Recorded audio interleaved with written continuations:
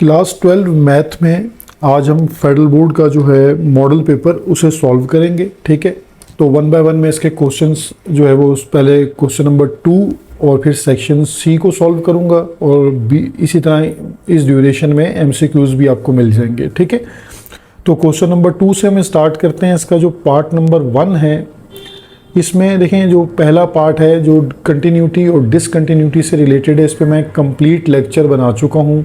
तो जो हमारी एग्ज़ाम प्रिपरेशन सीरीज़ है उसमें जो उसका 9th पार्ट है उसमें आपको इसके तमाम पार्ट्स मिल जाएंगे। तो ये आप इससे रिलेटेड तमाम पार्ट्स जो हैं वो उस लेक्चर से तैयार कर लें। अब इसमें और करके जो क्वेश्चन है ये चैप्टर नंबर 7 से रिलेटेड है। ठीक है, यानी जो और करके क्वेश्चन आ रहा है वो चैप्टर नंबर 7 है हमारे पास, जो स्ट्रेट लाइन का चैप्टर है। और क्वेश्चन है find the equation of the following straight line. दो पार्ट्स हैं इसके, parallel to X axis and at a distance of 5 unit below it. यानी एक लाइन जो है वो एक्स एक्सिस के पैरेलल है। ठीक है, और जो डिस्टेंस है वो 5 यूनिट है उसका। अब देखें ये डिस्टेंस आप किस तरह कंसीडर करेंगे, यानी कि बिलो का मतलब है एक्स एक्सिस से नीचे। तो मैंने इसलिए यहाँ एक्सिस बनाया ताकि आपको कॉन्सेप्ट बता सकूँ। अगर आप देखें ये हमारे पास 0 है, -1, -2, -3, -4 और -5। इट मीन्स कि ये लाइन इस तरह आपके पास हो रही है। तो ये लाइन आपके पास है जिसको आप कह सकते हैं कि ये पैरेलल है, पैरेलल टू एक्स एक्सिस। तो जो लाइन एक्स एक्सिस के पैरेलल होती है, ठीक है, इसका कॉन्सेप्ट सिर्फ आपको ये समझना है कि स्लोप को आप किस तरह अंडरस्टैंड करेंगे। If line parallel to X axis, अगर एक लाइन एक्स एक्सिस के पैरेलल है तो उसका जो स्लोप है वो क्या होना चाहिए, 0 होना चाहिए। ठीक है, एक ये कॉन्सेप्ट आ गया, ये ऑब्जेक्टिव में भी पूछा जा सकता है। और अब यहाँ जो पॉइंट बन रहा है, ठीक है, वो क्या बन रहा है, क्योंकि ये आपके पास पॉइंट जो है वो वाई इंटरसेप्ट के ऊपर आप ले रहे हैं ना, वाई एक्सिस पर। ये आपके पास बनेगा 0, -5। ठीक है, क्योंकि ये लाइन वाई एक्सिस को कट करेगी। ठीक है, क्योंकि ये line parallel to X axis है। तो जो लाइन एक्स एक्सिस के पैरेलल होगी, ज़रा उस पर एक्स की तो कोई वैल्यू नहीं आ सकती, वो वैल्यू तो 0 रहेगी।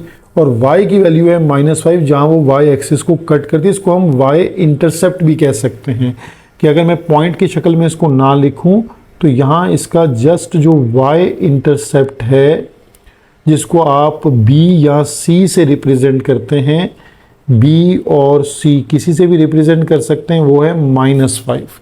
तो अब आपके पास y इंटरसेप्ट भी मौजूद है, स्लोप भी मौजूद है। तो by using y intercept form, हम डायरेक्टली y इंटरसेप्ट फॉर्म को यूज़ करें। ठीक है, अब ये आपको यहाँ फार्मूला याद हो जाएगा, इसका फॉर्मेट y = mx + c। ठीक है, तो दोनों वैल्यूज़ आपके पास मौजूद हैं। m की वैल्यू है 0, x as it is, plus c की जगह पे आ जाएगा -5। तो जस्ट y = -5, यहाँ आप इसको लिख सकते हैं y + 5 = 0। ठीक है, ये इसका जो पार्ट A है हमने वो सॉल्व कर दिया। अब इसका जो पार्ट B है, इस B पार्ट को भी अब हम अंडरस्टैंड करते हैं कि ये क्या कह रहा है। इसमें आपसे कहता है the perpendicular to y axis, यानी अब y एक्सिस के परपेंडिकुलर है। तो अगर आप थोड़ा सा गौर करें, वर्डिंग चेंज हो रही है। ये जो लाइन हमने पहले बनाई है ये भी तो y एक्सिस के ऊपर परपेंडिकुलर है। जब एक लाइन y एक्सिस को कट करती है तो वो y एक्सिस के परपेंडिकुलर है। अब इसको दोबारा अंडरस्टैंड करें, मैं तो फिगर से आपको बताता हूँ। देखिए पॉइंट दिया हुआ है 6,4। तो 6,4 को अगर आप लेबल कर लेते हैं तो अराउंड कहीं यहाँ ये पॉइंट बन रहा होगा 6,4। ठीक है, मैं रफ इसको स्केच कर रहा हूँ। अब ये लाइन यहाँ से गुजरती है और ये y एक्सिस के साथ आप देखें परपेंडिकुलर बन रही है। अब इसका भी स्लोप क्या है, 0, जस्ट पॉइंट हो गया चेंज, क्योंकि लाइन x एक्सिस के पैरेलल है। अगर x एक्सिस के पैरेलल होगी तो ये y एक्सिस के साथ 90 डिग्री बनाएगी। तो सेम कॉन्सेप्ट है आपके पास, लेकिन अब एक वहाँ पॉइंट दिया हुआ है। तो जब आपके पास पासिंग पॉइंट आपके पास गिवन हो, यानी पासिंग पॉइंट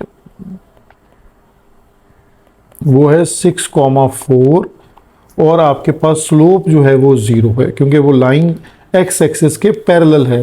तो आपके पास स्लोप पॉइंट फॉर्म होगी जिससे आप इसकी इक्वेशन बना सकते हैं, स्लोप पॉइंट फॉर्म। अब इस फॉर्मेट में आपको क्या याद करना है, y minus Y one equal to m और x माइनस x1, ठीक है। तो y माइनस वाई वन में ये हमारे पास x1 और ये हमारे पास y1, तो y माइनस वाई वन यानी 4, m हमारे पास 0 और x माइनस x1 है 6। तो ये पूरी टर्म जो है हमारे पास 0 हो जाएगी, ठीक है।